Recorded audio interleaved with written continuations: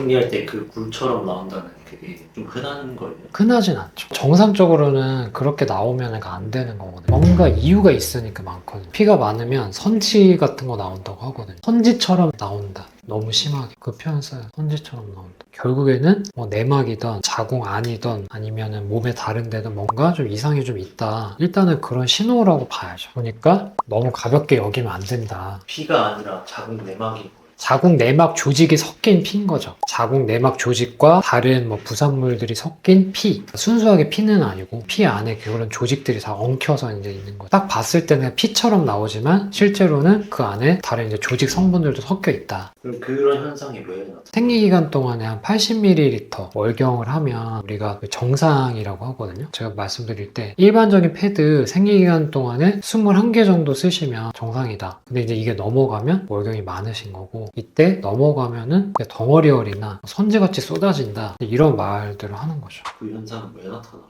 우리 몸은 피가 나면 이제 섬유소라는 게 작동을 해서 피를 이제 끄게 만들거든요. 바깥으로 나가면. 왜냐면 피는 몸에서 돌아다녀야 되는데 이게 바깥으로 빠져나가면 이제 거기를 이제 누군가는 막아야 되잖아요. 그래서 피가 흔히 말해서 약간 끈적해지는 반응이 일어나는데 생리혈은 그렇지가 않거든요. 섬유소 용해를 좀 방해해주는 그 물질들이 있기 때문에 생리혈은 일반적으로 덩어리혈처럼 안 나오는 게 정상인데 덩어리혈이 나온다는 거는 일단은 그 기능이 오버될 정도로 혈액 양이 많다는 거예요. 출혈이 많아지면은 이제 그 양이 늘어나니까 그때부터 이제 얘가 엉키기 시작하는 거예요. 그래서 환자분들도 저한테 오시면 선지 같은 거 떨어졌다 이렇게 표현하세요. 진짜로 선지라고 하시면 다 아시니까 아 선지하면 딱 그 느낌. 내 몸에서 선지 같은 피 덩어리가 뚝뚝 떨어진다. 그거 얼마나 놀라. 무섭고 이제 당황스럽고 막 그래서 병원에 오시는 경우도 있는데 간혹 이제 어떤 분들은 좀 되게 느긋하고 좀 이러신 분들이 있는데 되게 양이 많아요. 제가 검사해보면 뭔가 뭐 근종이 있거나 좀 안 좋아요. 그래서 물어봐요. 생리양 되게 많고 힘들지 않으셨어요? 그러면은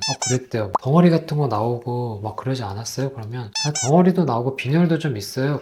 그러면 빨리 왜 병원 안 가셨어요? 하니까 나는 크게 증상 없어서 남들도 이런 줄 알고 그냥 있었다. 근데 이제 뭐 병원 가서 또 봤더니 자궁도 안 좋고 하니까 더 검사 받아봐라 해서 오는 경우가 있거든요. 생각보다 다 놀라서 오실 것 같은데 꼭 다 그렇진 않아요. 원래 그런가 보다 그러죠. 보통 생리 주기가 한 달에 이제 한 번 정도 하잖아요. 보통 생리가 한 이틀에서 한 6일 정도, 물론 주기가 다 다른데 그 정도 이제 생리를 하는데 그 중에서도 보통 처음에 한 12시간이나 24시간 안에 생리량의 거의 한 50% 가까이가 나와요. 그래서 보통 환자분들이 첫째 날, 둘째 날에 생리량이 많다고 해요. 첫째 날, 둘째 날에 덩어리가 조금 비치거나 조금 보이거나 이제 이 정도는 괜찮으실 수 있는데 생리기간, 월경기간 내내 덩어리열이 이제 계속 보이는 건 사실의 위험 신호고 말씀하신 것처럼 이유는 자궁이나 몸에 약간 문제가 있는 경우가 대부분이에요. 그런 경우가 가장 이제 흔한 이유는 첫 번째는 자궁 내막에 문제가 있는 경우가 많아요. 즉 자궁 내막은 여기 자궁 근육층이 있고 내막층이라고 해서 이 내막층은 매달 터졌다가 떨어져 나오는 걸 반복하고 그때가 월경이신데 이거는 임신할 때만 안 떨어져 나와요. 근데 이제 이게 비정상적으로 증식하는 자궁 증식증이라는 게 있어요. 내막 증식증. 그러면 이 내막이 과도하게 자꾸 두꺼워지기 때문에 얘는 계속 출혈을 발생하거든요. 그래서 이거는 문제가 될 수 있고 간혹 자궁 내막 증식증이 암이나 안 좋은 세포로 변하는 경우도 있어요. 그러니까 첫 번째는 자궁 내막 자체에 뭔가 문제가 있는 경우가 있다. 또 두 번째는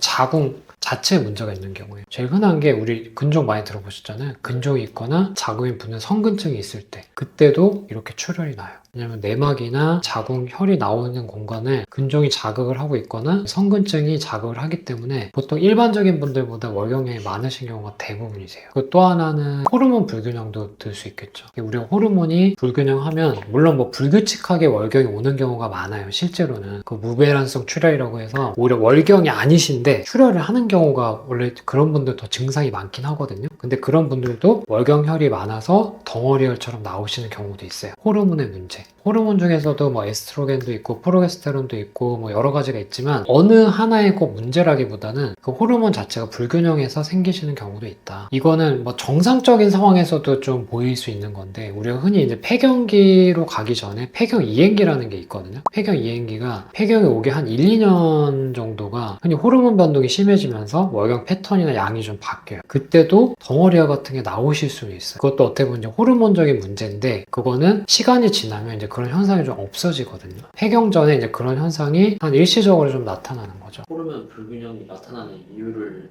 사실 호르몬 불균형은 이유가 되게 많아요. 스트레스, 수면이 생각보다 되게 많아요. 이런 거는 사실 좀 교정할 수가 있는 거고 난소 같은데 뭐 물혹이 있는 경우도 있고 이것도 되게 흔한데 다낭성 난소 증후군이라고 난소의 난포가 한쪽 난소에 20개 이상 정말 동글동글 마치 염주에 작은 구슬 있는 것처럼 땅글땅글하게 있으신 분들이 있거든요. 그럼 이분들은 월경이 되게 불규칙하고 호르몬 자체가 균형이 안 맞아요. 주기도 좀 되게 불규칙하고 그러니까 월경을 뭐 한참 있다 하거나 가끔 하거나 이러시기도 하고 또 어떨 때는 한 번씩 확 쏟아지기도 하고 이런 좀 특이한 게 나타나기도 하고 우리가 많이 아는 환경 호르몬도 사실은 여성 호르몬 되게 불균형하게 만드는 것 중에 하나거든요. 우리는 되게 뭐 그런가 보다 하고 넘기지만 실제로 환경 호르몬이 되게 안 좋은 영향을 미친다는 거는 뭐 예전부터 뭐 성형외과 책 논문에 많이 나와 있어요. 사실 환경 호르몬은 말 그대로 그냥 환경 호르몬이기 때문에 사실 우리가 100% 피하기는 어려울 것 같아요. 제가 봤을 때는 제가 항상 환자분들한테 말씀드린 건 그래도 요즘은 좀 덜하지만 일회용품, 일회용 빨대, 플라스틱 용기 사실 그래서 요새 보면 뭐 배달 음식 용기도 뭐 환경 호르몬 좀 괜찮다 뭐 전자레인지 돌려도 된다 이런 거는 그나마 좀 괜찮은데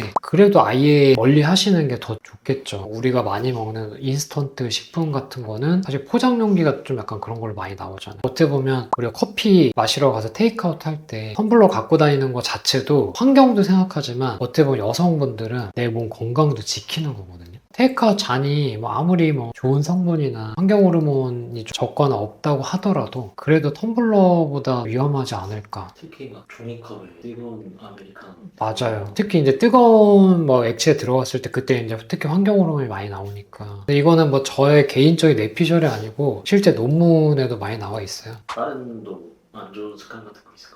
이거는 뭐 제가 이제 자궁질환이랑 이런 환자분들을 많이 보니까 그런 건데 또 이 얘기 하시면 또 여성분들이 좀 싫어하실 수 있는데 우리 체중 증가랑 비만이랑 자궁질환이 되게 상당 부분 또 연관이 있거든요. 체중이 좀 과하게 나가거나 흔히 말해서 약간 좀 비만 수치에 들어가면 우리가 자궁질환 뭐 근종 같은 거에 뭐 발생률이 한 50% 가까이 올라간다는 연구도 있거든요. 거꾸로 내가 체중 관리를 하고 정상적인 체중을 유지하면 물론 100%는 아니지만 그래도 그런 거 생길 위험성 이나 그런 게 또 낮아진다는 얘기거든요. 항상 우리가 그거 있잖아요. 건강한 뭐 음식 먹고 잠 잘 자고 이상한 데 안 가고 뭐 이런 게 사실 어떻게 보면 환경 호르몬 노출 안 되고 충분한 수면에서 호르몬이 불균형하지 않게 되고 건강한 식사를 하면 그 안에 이제 영양소가 충분하게 들어있잖아요. 그러니까 항상 옛날 어른들이 하는 말이나 옛날 분들 부모님들이 하는 말이 제가 봐서는 그게 정말 진리다. 이거는 살다 보면 계속 느껴요. 그래서 특히 이제 우리 여성분들 자극적이고 맵고 이런 거 좋아하셔서 뭐 떡볶이 많이 드시고 뭐 마라탕 같은 거 많이 드시잖아요. 그것도 이제 시켜서 드시잖아요. 특히 이제 떡볶이 같은 거는 떡 같은 정제 탄수화물 있잖아요. 이제 이런 거는 우리 몸에 들어갔을 때 혈당 지수를 좀 급격하게 올리거든요. 혈당 지수가 급격하게 올라가다 보면 우리 몸에서 인슐린을 조절해주는 뭐 췌장이라든지 인슐린 관련 장기들이 계속 이제 부담감을 느끼고 그 다음에 혈당이 급격하게 올라갔다 떨어지면 우리 몸에서 호르몬 반응이나 이런 것도 불균형하게 나타날 수가 있거든요. 결국에는 내가 먹는 게 별거 아닌 것 같지만 내 몸에 그런 영향을 일으키고 아까 말씀드린 것처럼 떡볶이나 뭐 마라탕 이런 거 먹을 때 사기 그릇에 유리 그릇에 배달 안 해주잖아요. 다 일회용 용기에 그 뜨거운 거 갖다 주는데 물론 예전보다는 환경 호르몬의 위협에서 좀 괜찮은 용기라고는 하지만 이게 정말 100% 안전할까라고 물어보면 좀 의구심은 있죠. 물론 스트레스 해소 차원에서 좀 드실 수는 있죠. 어떻게 한 번도 안 먹어. 근데 이거를 너무 즐겨서 먹으면 이건 이제 음식 차원을 넘어서 내 몸에서 체중 증가, 호르몬 불균형, 여성분들은 생리가 불규칙해지거나 생리량이 많아지거나 자궁질환까지도 연결이 될 수 있는 하나의 약간 연쇄작용처럼 일어날 수 있거든요. 그러니까 내가 별거 아닌 것 같지 하는 행동이 나중에 몇 년 후, 십몇 년 후 약간 나비 효과처럼 일으킬 수도 있는 거죠. 그러니까 조금은 경각심을 가지는 게 좀 필요하실 것 같아요. 그러면 생리혈도 위험한 증상. 그게 정상은 아니다. 정상이 아니기 때문에 생리혈이 만약에 선지처럼 나오거나 덩어리가 빠졌을 때는 놀라서 병원에 오시는 게 맞다. 아니 뭐 이럴 수도 있어요 하고 대수롭게 넘기시면 안 된다라는 게 포인트예요. 만약에 이거는 좀 약간 다른 얘기긴 한데 폐경이 지나신 분들이 간혹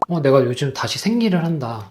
내가 다시 젊어졌나? 이러시는 분들도 좀 있었거든요. 근데 요즘 뭐 좋은 거 먹고 뭐 했더니 다시 젊어져서 좀 생리도 하고 좀 뭐 좋아졌어라고 하는데, 물론 그러실 수도 있는데, 이게 간혹 가다가 갱년기 여성, 이제 폐경기 여성들은 피가 날 때 자궁 내막 암이 진단되는 경우도 있거든요. 그래서 갱년기가 지나고 폐경기가 지났는데 내가 생리를 안 하다가 요새 또 출혈이 있다. 이건 역시도 꼭 병원 가보셔야 돼요. 이게 이런 증상이 이제 초반에 나타났을 때 병원에 와서 되게 좀 쉽게 치료할 수 있는 경우가 있어요. 특히 이제 자궁 질환들 같은 경우에는 꼭 수술이나 막 뭐를 안 하더라도 초반에 뭐 약이라든지 호르몬 요법이나 이런 걸 적절하게 해주면 초기에 잡을 수 있는 경우가 있거든요. 근데 이제 이런 증상들이 있는데도 불구하고 한참 뭐 몇 년간 흔히 말해서 막 묵혔다가 오시면, 그때는 꼭 시술이나 수술을 해야 되거나 극단적으로는 적출을 하지 않으면 안 되는 상황도 제가 종종 보거든요. 그래서 만약 이런 위험 증상이나 이런 위험 신호가 왔을 때는 꼭 그냥 빨리, 당연히 병원 오기 귀찮긴 하시지만 이때만큼은 그래도 가보시면 좋겠다, 그 말씀을 드리고 싶어요.